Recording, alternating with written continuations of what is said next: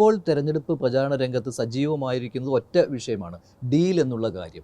അത് പ്രതീക്ഷിതാണോ BJP? CPM BJP ഡീലുണ്ട് എന്ന് UDF ആരോപിക്കും. അല്ല, അത് UDF ഉയർത്തിയ ഒരു ഇഷ്യൂ അല്ലേ 2 ദിവസം മുമ്പേ.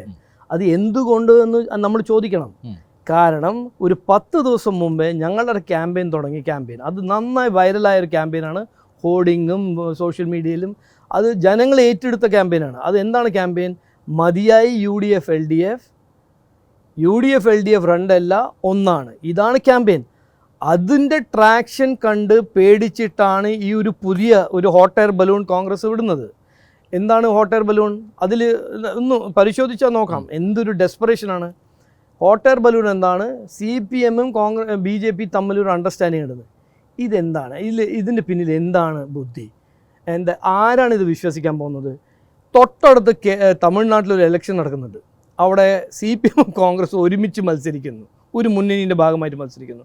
27 സ്റ്റേറ്റിലും 8 യൂണിയൻ ടെറിട്ടറീസിലും ഒരുമിച്ച് മത്സരിക്കുന്ന 2 പാർട്ടിയാണ് കോൺഗ്രസും. ഓരോ സ്റ്റേറ്റുകളിലും ഓരോരോ എവിടെ 27 സ്റ്റേറ്റ്, എവിടെ ഓരോരോ സ്റ്റേറ്റ് വിഭിന്നമാണ്.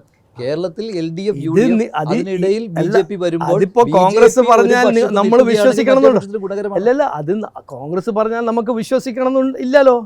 അവർ പറയുന്നു, ഓക്കെ, അത് അവരുടെ അവകാശമാണ്. ഈ നുണ പറയാൻ അവരുടെ അവകാശമാണ്. പക്ഷേ നമ്മൾ വിശ്വസിക്കണ്ടല്ലോ. അവർ തമ്മിൽ ഒരു അന്തർധാരണ ഉണ്ടെന്ന് എല്ലാവർക്കും അറിയാം. അതുകൊണ്ടല്ലേ കഴിഞ്ഞ 10 കൊല്ലം പ്രതിപക്ഷ പാർട്ടിയായ കോൺഗ്രസ് പാർട്ടി ഒന്നും ചെയ്യാത്തത്, ഒന്നും പറയാത്തത്.